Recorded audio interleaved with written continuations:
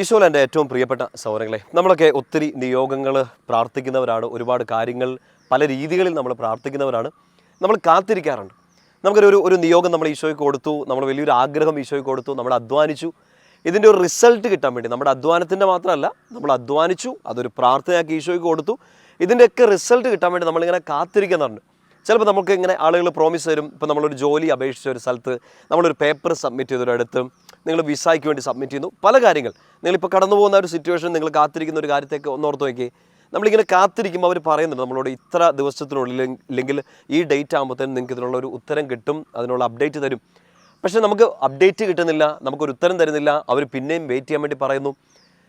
നമുക്ക് ആഗ്രഹമുണ്ട് നമ്മുടെ ജീവിതത്തെ മുഴുവൻ മറ്റൊരു ലെവലിലേക്ക് മാറ്റണം. ഇങ്ങനെ ഒരു ജോലി കിട്ടിയിട്ട് വേണം, ഇല്ലെങ്കിൽ ഇങ്ങനെ ഒരു സ്ഥലത്ത് എത്തിയിട്ട് വേണം നമ്മുടെ വീട്ടിലെ പ്രശ്നങ്ങൾ, നമ്മുടെ കുടുംബത്തിലെ സാമ്പത്തിക ബുദ്ധിമുട്ടുകൾ, ഇല്ലെങ്കിൽ എന്തെങ്കിലുമൊക്കെ നമുക്കൊരു ഉത്തരം കിട്ടേണ്ടത് ഈ ഒരു ജോലി കിട്ടിയിട്ട് വേണം, ഈ ഒരു സ്ഥലത്തേക്ക് പോയിട്ട് വേണം, ഇതിനൊരു ഉത്തരം കിട്ടിയിട്ടേ നമുക്കൊരു സൊല്യൂഷൻ ഉള്ളൂ. പക്ഷെ നമ്മളിങ്ങനെ കാത്തിരിക്കുകയാണ്. ചില സമയത്ത് ഇങ്ങനെ ഒത്തിരി പ്രാർത്ഥിച്ച് പ്രത്യാശയോടെ കാത്തിരുന്ന്, നമ്മൾ സാധാ മനുഷ്യനാണല്ലോ, പച്ച മനുഷ്യനാണല്ലോ, നിരാശപ്പെട്ടു പോകും, പ്രത്യാശ നഷ്ടപ്പെട്ടു പോകും.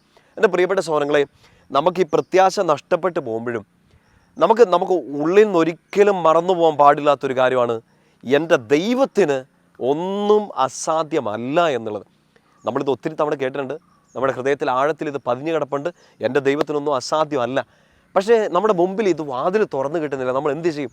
സാധാ മനുഷ്യരല്ലേ, പാവപ്പെട്ട മനുഷ്യരല്ലേ, നമ്മൾ സങ്കടപ്പെട്ടു പോകും, നിരാശപ്പെട്ടു പോകും.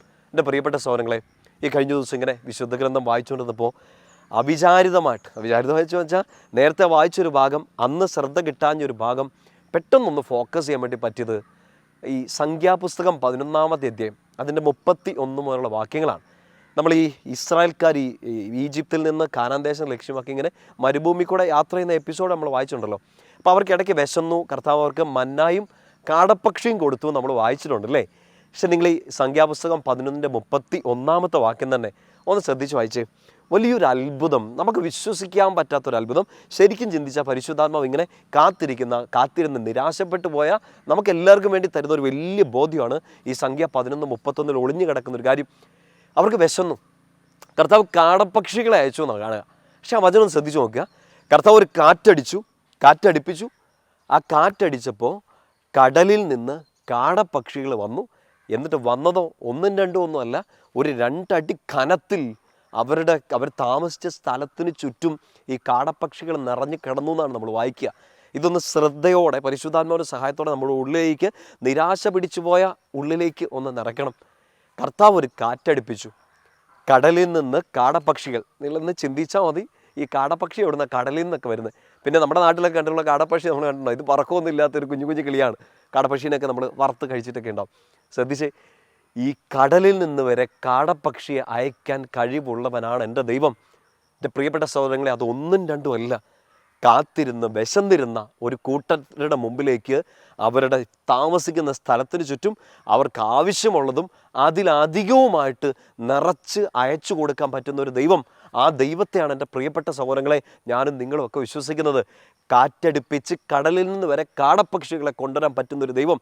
അസാധ്യതകൾ, ലോകത്തിൻ്റെ മുമ്പിൽ ഇത് സാധ്യമല്ലെന്ന് വിധി കൽപ്പിച്ച കാര്യങ്ങൾ, അവിടെ പോലും വാതിൽ തുറക്കാൻ, ചുമ്മാ വാതിൽ തുറന്ന് ഒരിച്ചിരി കാറ്റ് കിട്ടുന്നതല്ല, അതിശക്തമായ അഭിഷേകം, അതിശക്തമായ അനുഗ്രഹങ്ങൾ, നമ്മൾ പ്രതീക്ഷിക്കുന്നതിനെക്കാട്ടും പ്രാർത്ഥിക്കുന്നതിനെക്കാട്ടും അപ്പുറമുള്ള അനുഗ്രഹങ്ങൾ നമുക്ക് തരാൻ പറ്റുന്ന അത്ര വലിയൊരു ദൈവത്തിൽ നമ്മൾ വിശ്വാസം അർപ്പിച്ചിരിക്കുന്നത്. നമ്മൾ കാത്തിരിക്കുന്നുണ്ട്, നിരാശപ്പെടുന്നുണ്ട്, നമ്മൾ സങ്കടപ്പെട്ട് ചിലപ്പോൾ പരാതികളും പറയുന്നുണ്ട്. പക്ഷേ കർത്താവ് ഒരു വാഗ്ദാനം ഈ സംഖ്യ 11-31 തരികയാണ്.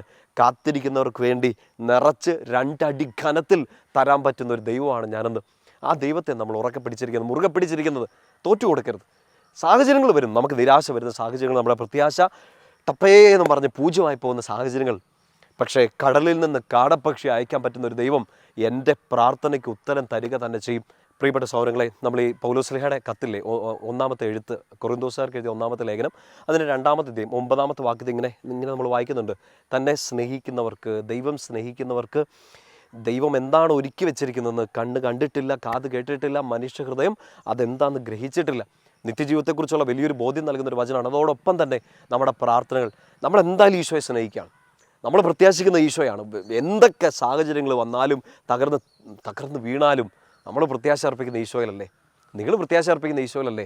സ്നേഹിക്കുന്നവർക്ക് വേണ്ടി കർത്താവ് ഒരുക്കി വെച്ചിരിക്കുന്നത് മനുഷ്യർക്ക് മനസ്സിലാവില്ല, ലോകത്തിന് മനസ്സിലാവില്ല. കർത്താവ് ഇതെല്ലാം കണ്ടിട്ടുണ്ട്. അത് നമുക്ക് ഉറക്കെ പ്രഖ്യാപിച്ച് വിശ്വാസത്തോടെ മുമ്പോട്ട് പോകണം. യേശയ്യാപ്രവാചകന്റെ പുസ്തകം 43-ാമത്തെ അധ്യായത്തിൻ്റെ 19-ാമത്തെ വാക്യം, കർത്താവ് എൻ്റെ ജീവിതത്തിൽ ഒരു പുതിയ കാര്യം ചെയ്യാൻ പോവാണ്. ആ വചനഭാഗം നിങ്ങളൊന്ന് എടുത്ത് വായിക്കണേ. 43-19.